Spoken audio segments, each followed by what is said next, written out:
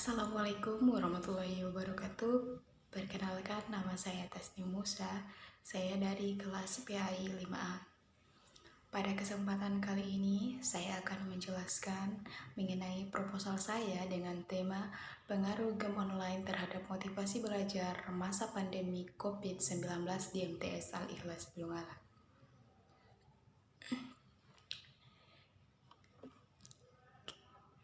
Kita akan masuk ke latar belakang, di mana pendidikan adalah usaha sadar yang sudah terencana yang harus dilakukan oleh individu untuk mewujudkan proses pembelajaran yang efektif dengan tujuan agar peserta didik ini dalam mengembangkan potensi dirinya.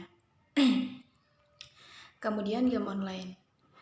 Kita tahu bersama bahwa teknologi saat ini berkembang sangat cepat, yaitu perkembangannya itu sangat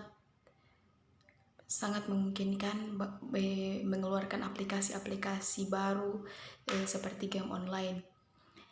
Game online ini pertama kali muncul di kebanyakan adalah game-game simulasi perang ataupun pesawat yang dipakai untuk kepentingan militer.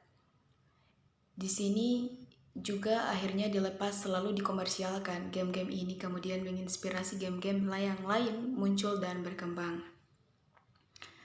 Kemudian kita masuk ke identifikasi masalah. Identifikasi masalah di sini yang pertama itu permasalahan dalam motivasi belajar siswa pada saat pandemi COVID-19. Kemudian yang kedua, dampak ketergantungan atau kecanduan game online.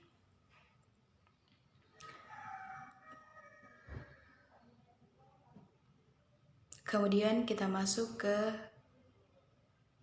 tujuan. Tujuan penelitian di sini ini ada tujuan umum dan tujuan khusus.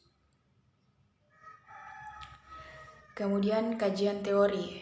Di sini kajian teori bahwa kita tahu bersama penyakit COVID-19 ini muncul pada akhir Desember kemarin, yaitu pada 2019. Penyakit ini menular dari pernapasan. Kemudian penyakit menular ini disebabkan oleh sindrom pernapasan akut atau coronavirus disease. Kemudian penyakit pertama kali ini terjadi di kota Wuhan atau Cina. Gejala umum ini seperti demam, batuk, serta produksi dahak, diare, sakit tenggorokan, kehilangan bau, dan sakit perut. Kemudian game online. Pada dasarnya ditujukan untuk mengusir kepenatan atau sekedar melakukan refreshing otak setelah melaksanakan aktivitas sehari-hari. Misalnya kita sepulang dari bekerja atau mengerjakan tugas, kita mencari kesenangan di game online tersebut untuk merefreshing diri kita supaya tidak terlalu pusing begitu. Kemudian dampak terhadap perilaku remaja ini yaitu intensitasnya bermain game online, diantaranya itu remaja menjadi tidak memiliki skala prioritas jika terlalu berlebihan. Jika permainannya itu tidak teratur, maksudnya permainan ini dilakukan secara terus-menerus dan dalam jangka waktu yang tidak teratur. Kemudian mendorong remaja untuk bertindak asosial serta menyebabkan remaja menjadi malas belajar. Kemudian berdasarkan pendapat serta hasil penelitian tersebut, maka dampak game online di sini kesehatan menurun. Kita tahu bersama bahwa jika permainan ini selalu dimainkan terus-menerus dan tidak mengingat waktu, maka kekebalan tubuh kita atau kesehatan tubuh kita akan menurun. Apalagi yang kita tahu bersama bahwa permainan ini memungkinkan seseorang tidak ingat waktu. Kemudian munculnya gangguan mental seperti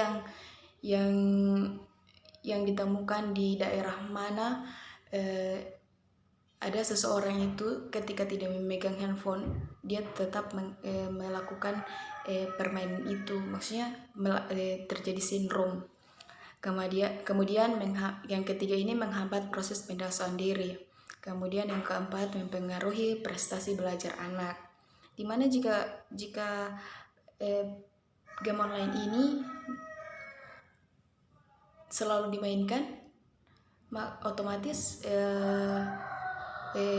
waktu belajar juga akan terambil.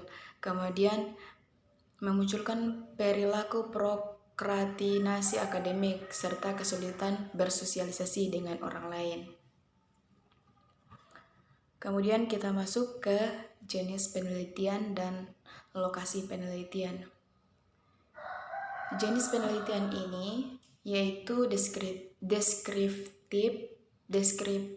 kuantitatif. Kemudian metode deskriptif ini yaitu suatu metode yang menggunakan penelitian status kelompok manusia, suatu kondisi ataupun suatu kelas peristiwa pada masa sekarang ini. Sedangkan menurut Whitney adalah metode deskriptif yakni pencarian fakta dengan interpretasi yang tepat. Kemudian lokasi penelitian ini, saya mengambil lokasi penelitian ini yang tidak jauh dari tempat tinggal saya karena mengingat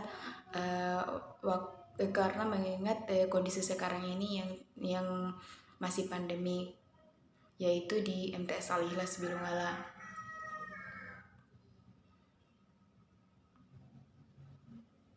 Kemudian populasi dan sampel. Populasi di sini saya jelaskan bahwa populasi di sini yaitu keseluruhan responden yang akan menjadi sasaran penelitian. Maka penelitian diperlukan populasi yang akan digunakan sebagai sumber data dalam penelitian.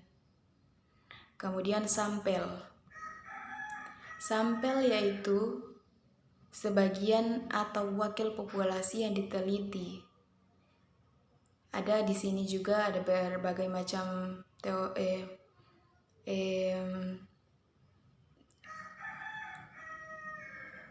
pendapat. Kemudian kita masuk ke teknik pengumpulan data.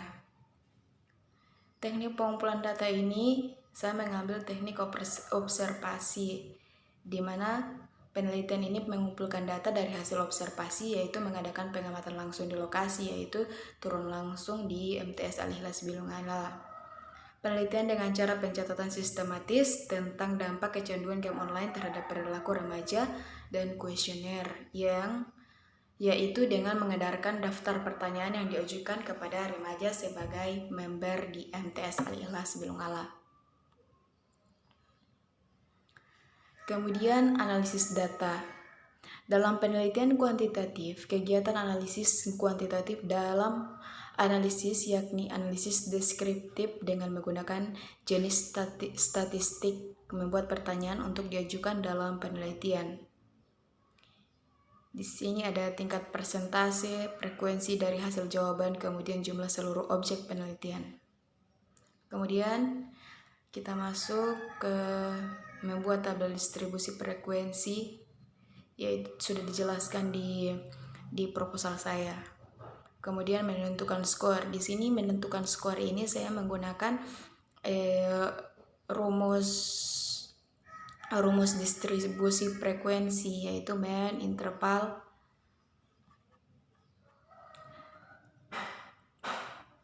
kemudian ya baiklah, hanya itu yang bisa saya sampaikan mengenai proposal saya. Lebih dan kurangnya saya mohon maaf jika ada salah-salah kata. Wabillahi taufiq wal hidayah. Wassalamualaikum warahmatullahi wabarakatuh.